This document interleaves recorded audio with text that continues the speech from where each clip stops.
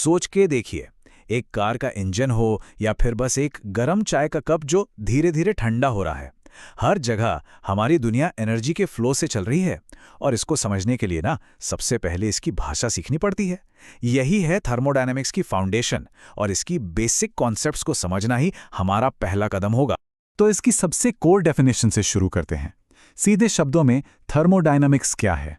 ये साइंस है एनर्जी का, और उस एनर्जी की ताकत का जिससे बदलाव आते हैं। और हाँ, ये सिर्फ गर्मी और पावर के बारे में नहीं है। सच तो ये है कि हमारे आसपास जो कुछ भी हो रहा है उसके पीछे का फंडामेंटल प्रिंसिपल यही है। अच्छा, तो आगे हम क्या क्या कवर करने वाले हैं इस सफर में? हम 5 मेन एरियाज पर फोकस करेंगे। सबसे पहले एनर्जी की साइंस, फिर सिस्टम्स और कंट्रोल वॉल्यूम्स, मतलब हम स्टडी क्या कर रहे हैं उसको डिफाइन करेंगे। इसके बाद सिस्टम को डिस्क्राइब कैसे करना है। फिर आएगा स्टेट, इक्विलिब्रियम और प्रोसेस, चीज़ें वक्त के साथ कैसे बदलती हैं। और आखिर में साइकिल्स और स्टेडी फ्लो, ये सब मोशन में कैसे काम करता है। चलिए शुरू करते हैं। देखिए, इसके जो कॉम्प्लेक्स एप्लीकेशंस है ना, उन तक पहुंचने से पहले जरूरी है कि हम सब एक ही भाषा में बात करें, मतलब एक कॉमन वोकैबुलरी बनानी होगी।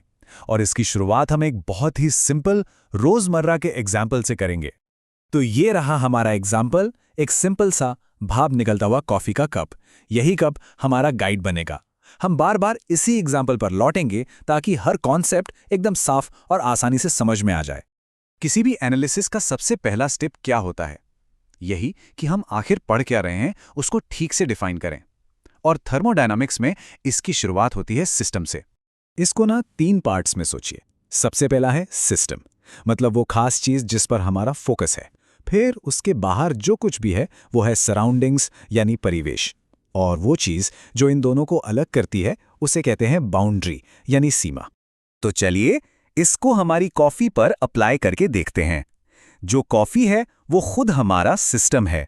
मग की जो अंदर की दीवार है वो बन गई बाउंड्री, और उसके आसपास का पूरा कमरा वो है सराउंडिंग्स। सिंपल है ना? अब देखिए, सिस्टम्स के 2 मेन टाइप्स होते हैं। एक होता है क्लोज्ड सिस्टम, जैसे एक सील किया हुआ पिस्टन। इसमें मास यानी द्रव्यमान फिक्स रहता है। एनर्जी तो अंदर बाहर जा सकती है लेकिन मैटर नहीं। और दूसरा होता है ओपन सिस्टम। इसका एग्जाम्पल है एक वाटर हीटर।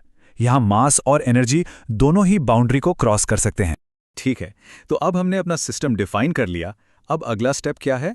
अब हम इसे डिस्क्राइब करेंगे, और इसके लिए हम इस्तेमाल करते हैं प्रॉपर्टीज का, यानी गुणधर्मों का। प्रॉपर्टीज भी 2 तरह की होती हैं। पहली है इंटेंसिव प्रॉपर्टीज, जैसे कि टेम्परेचर। ये सिस्टम के साइज पर डिपेंड नहीं करती। और दूसरी है एक्सटेंसिव प्रॉपर्टीज, जैसे टोटल वॉल्यूम। ये सिस्टम के साइज पर डिपेंड करती हैं। तो मेन डिफरेंस बस इतना सा है कि क्या प्रॉपर्टी साइज के साथ बदलती है या नहीं। हाँ, पर इन दोनों के बीच का फर्क आसानी से याद कैसे रखा जाए?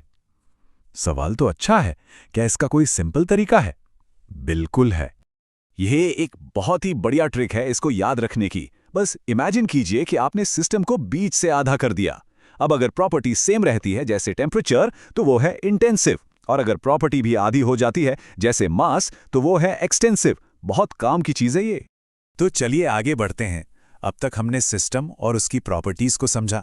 अब हम देखेंगे कि ये प्रॉपर्टीज किसी भी मोमेंट पर सिस्टम की स्टेट यानी अवस्था को कैसे डिफाइन करती हैं, और जब एक स्टेट से दूसरी स्टेट में बदलाव आता है तो उसे हम कैसे डिस्क्राइब करते हैं। एक स्टेट को सिस्टम का एक स्नैपशॉट समझ सकते हैं, जैसे एक फोटो। ये एक पल में उसकी सारी कैरेक्टरिस्टिक्स को कैप्चर कर लेती है। और अगर एक भी प्रॉपर्टी बदल गई, चाहे टेम्परेचर हो, प्रेशर हो, कुछ भी, तो इसका मतलब है कि हम एक नई स्टेट में आ गए हैं। और फिर आता है इक्विलिब्रियम, यानी संतुलन। ये एक खास स्टेबल स्टेट है जहां कुछ भी बदल नहीं रहा। क्यों? क्योंकि सारे फोर्सेस बैलेंस्ड हैं। न कोई टेम्परेचर डिफरेंस, न कोई प्रेशर डिफरेंस, सब शांत है। और थर्मोडायनामिक्स के जो लॉज हैं वो ऐसी ही इक्विलिब्रियम स्टेट्स पर सबसे आसानी से अप्लाई होते हैं। ये एक बहुत ही इंपॉर्टेंट रूल है। इसे कहते हैं द स्टेट पॉस्टुलेट। ये कहता है कि किसी सिस्टम की स्टेट को डिफाइन करने के लिए हमें उसकी सारी प्रॉपर्टीज जानने की जरूरत नहीं है। एक सिंपल सिस्टम के लिए हमें सिर्फ बस दो इंडिपेंडेंट इंटेंसिव प्रॉपर्टीज चाहिए। मान लीजिए टेम्परेचर और स्पेसिफिक वॉल्यूम। बस इतना पता हो तो काफी है। सिर्फ 2। तो जब एक सिस्टम एक इक्विलिब्रियम स्टेट से दूसरी में जाता है, उस बदलाव को हम कहते हैं प्रोसेस। और इस सफ़र के दौरान वो जिन जिन स्टेट से गुजरता है, उस पूरे रास्ते को कहते हैं पाथ। तो बेसिकली ये स्टेट 1 से स्टेट 2 तक का एक सफ़र है। अब हम आते हैं अपने आखिरी कुछ कोर कॉन्सेप्ट्स पर। ये डील करते हैं ऐसी प्रोसेसेस से जो लगातार चलती हैं या खुद को रिपीट करती हैं, मतलब वो चीज़ें जो असल में इंजन्स और पावर प्लांट्स को चलाती हैं। इंजीनियर्स अक्सर एक आइडियल कॉन्सेप्ट का इस्तेमाल करते हैं जिसे कहते हैं क्वाजी इक्विलिब्रियम प्रोसेस। इसका मतलब क्या है? इमेजिन कीजिए कि कोई प्रोसेस इतनी धीरे हो रही है कि सिस्टम हर पल, हर सेकंड इक्विलिब्रियम में ही रहता है। अब रियल लाइफ में तो ऐसा कुछ नहीं होता, कुछ भी इतना परफेक्ट नहीं है, लेकिन ये एक बेंचमार्क की तरह काम करता है। यह हमें बताता है कि थ्योरी में किसी डिवाइस से मैक्सिमम कितना काम निकाला जा सकता है। तो ये एक टारगेट सेट करता है। और आखिर में है साइकिल। साइकिल एक ऐसी सीरीज ऑफ प्रोसेसेस है जो जहां से शुरू होती है वहीं पर आकर खत्म होती है।